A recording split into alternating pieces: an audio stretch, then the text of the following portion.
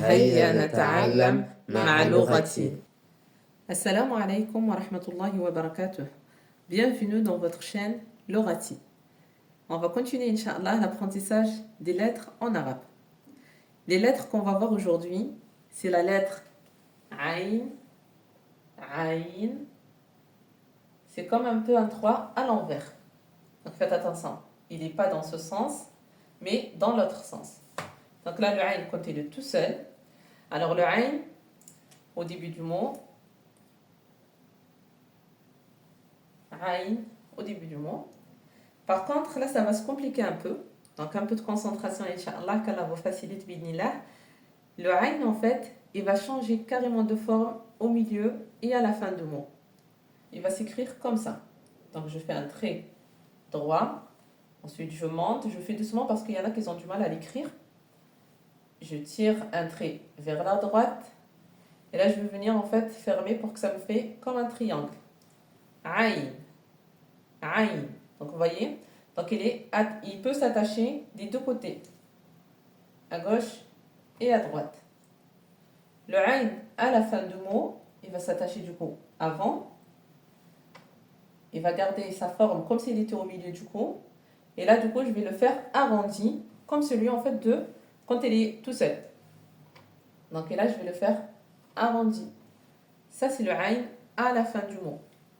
Il va s'attacher du coup avant. S'il est précédé bien sûr d'une lettre qui s'attache. S'il est précédé d'une lettre qui ne s'attache pas, ben en fait on va mettre ce aïn là. Mais s'il est précédé par exemple d'une lettre qui s'attache, comme on l'avait vu avant, le ba, le ta par exemple, le tha, on avait vu aussi le qaf, le fa, le kaf. Voilà, vous pouvez retrouver Inch'Allah toutes les autres vidéos qu'on avait fait auparavant. L'autre lettre qu'on va voir Inch'Allah, c'est la lettre Ghayn. Ghayn. Faites attention, c'est pas le ra, c'est le Ghayn. Ghayn. C'est exactement la même chose que le aïn, sauf ce qui va les différencier, c'est le point. Donc là, quand il n'a pas de point, quand cette lettre n'a pas de point, c'est un aïn, mais si elle a un point, c'est le Ghayn. Ghayn. Donc là, je mets le point rouge, comme ça vous voyez que s'il y a le point, c'est le Ghayn, s'il n'y a pas de point, c'est le aïn. Et c'est exactement la même chose. C'est vraiment la même chose, que ce soit au début, au milieu et à la fin. Là, on va passer directement, Inch'Allah, pour voir, par exemple, le Ghayn avec les accents. Avec Fatha, ça fait Ra.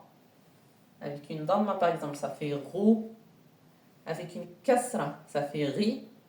Et là, par exemple, à la fin du mot, on va mettre le double des accents, donc Dhammatain, on va mettre Run. Run.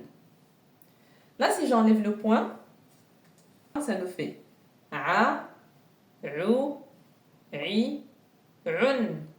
Je redis. A, Ou, I, Un. Là, par exemple, on va mettre une prolongation ici pour celui-là. Ou. Donc, comme vous savez, qu'on est obligé de prolonger celui-ci avec un waw parce qu'il est précédé d'une dhamma. Donc, ils vont toujours ensemble. Par exemple, si je veux faire un autre qui va être prolongé, donc si je mets le aïn avec fatha, je serai obligé de le prolonger avec alif. A.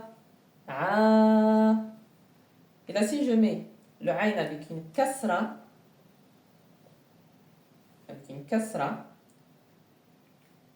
je suis obligé de le prolonger avec un ya, parce qu'ils vont toujours ensemble.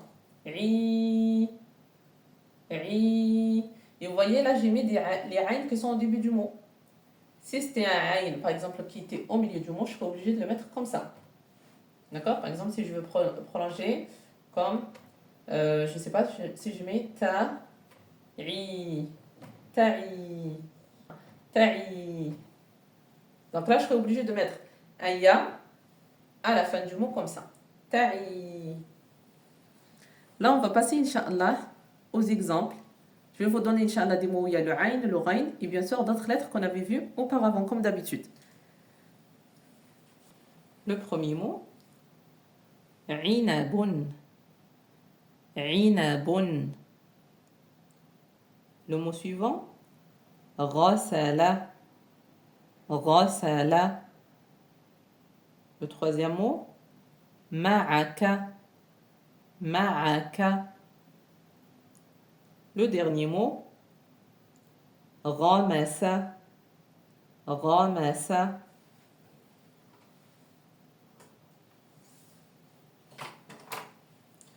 On passe à la correction بإذن عنب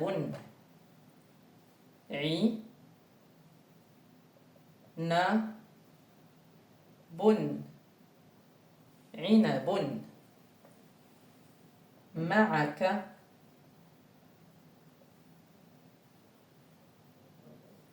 Alors, si vous vous rappelez le kaf, on peut le faire comme ça ou comme ça. معك معك غسل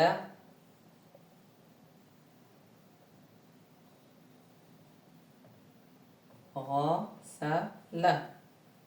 Et le dernier mot, غمس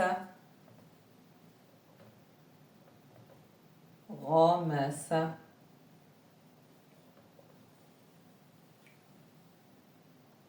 بارك الله فيكم والسلام عليكم ورحمة الله وبركاته.